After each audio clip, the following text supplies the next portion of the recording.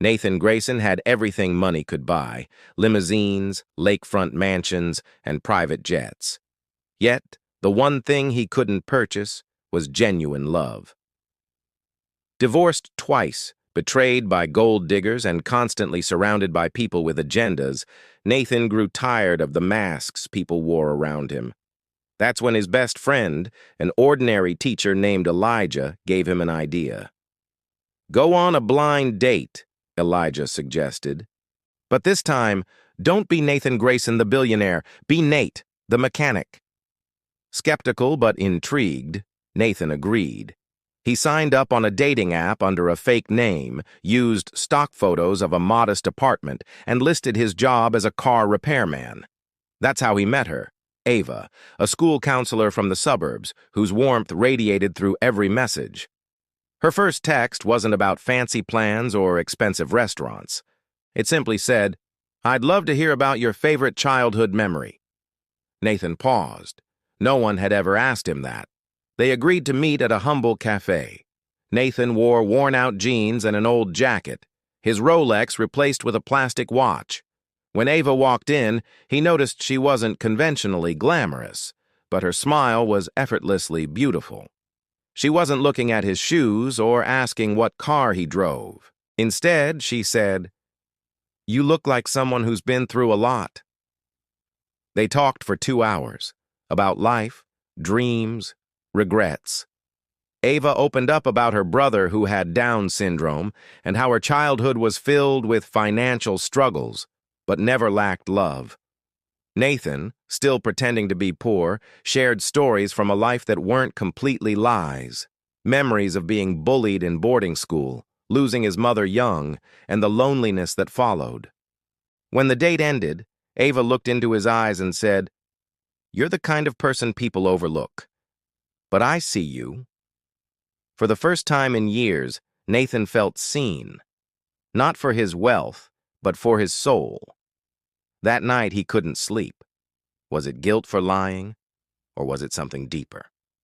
Over the next few weeks, they continued dating. Ava would pack sandwiches and they'd eat by the lake. Nathan helped her fix a broken sink, pretending it was his daily job. She never once asked about his income. Instead, she asked about his values. But Nathan's lie became a prison. Every day, he fell deeper in love with a woman who thought he was someone else. And every night he rehearsed ways to tell her the truth, but never found the courage. One Sunday, Ava invited him to a church fundraiser where she volunteered with special needs kids. Nathan, out of place in his fake identity, still showed up. Watching her gently help a nonverbal boy communicate through drawing, Nathan realized something. She wasn't just kind, she was rare. But just as he began planning how to reveal the truth, life took a sharp turn. His daughter, Emily, 16, brilliant and brutally honest, found out.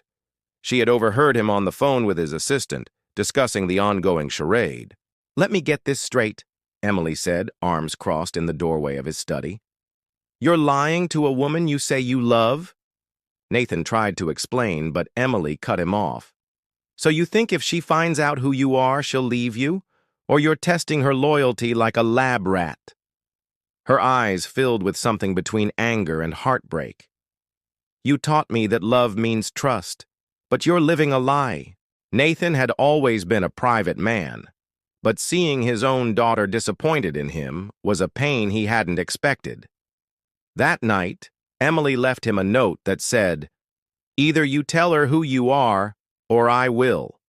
She deserves the truth." The next day, Nathan invited Ava over to his so-called apartment. But when she arrived, it wasn't the small place she was expecting. Instead, a black car picked her up. Confused, she texted Nathan, but he replied, "Trust me." The car pulled up in front of a grand estate. Ava stepped out, stunned. The mansion towered in the evening light like something out of a dream. The butler opened the door and simply said, "He's waiting."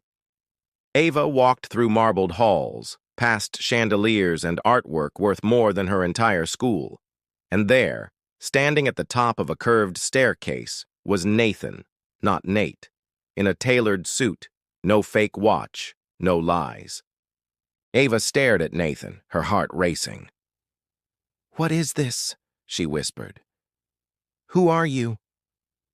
Nathan took a deep breath, each step down the staircase feeling heavier than the last. "My real name is Nathan Grayson. I own this house and a lot more. But everything I told you about my heart was real." Ava's face froze, not in awe, but in betrayal. "So this was a game?" "No," he said quickly. "It started as a test. I was tired of being used. But then I met you and His voice cracked. "I didn't expect to feel this way. I didn't expect to meet someone like you." Tears welled in Ava's eyes. "You made me feel safe with you.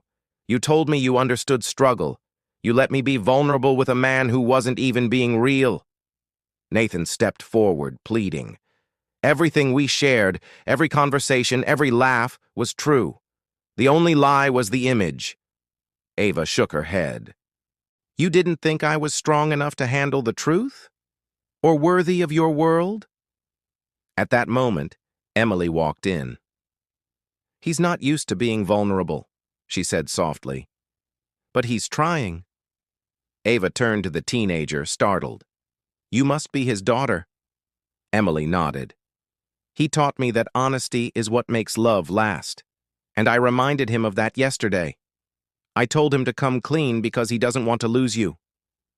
Silence fell. Then Ava asked the question that would decide everything.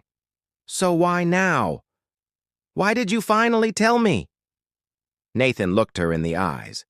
"Because you were the first person I've ever loved who didn't need me to be rich. And I realized, if I kept lying, I'd lose the only honest thing I've ever had."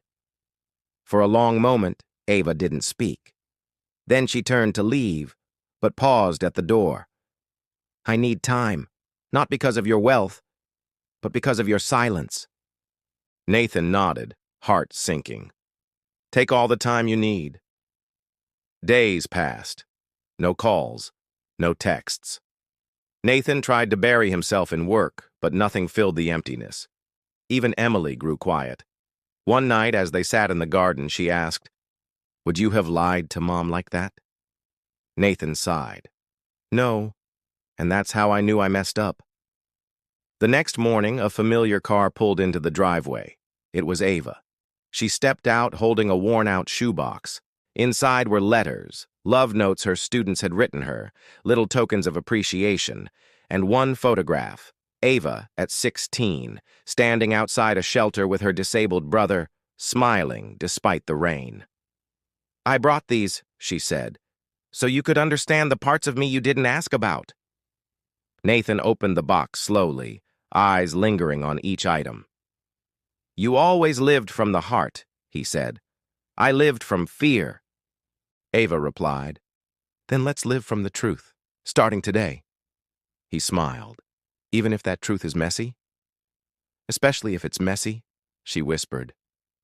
They hugged, not as a billionaire and a blind date, but as two people choosing love with eyes wide open.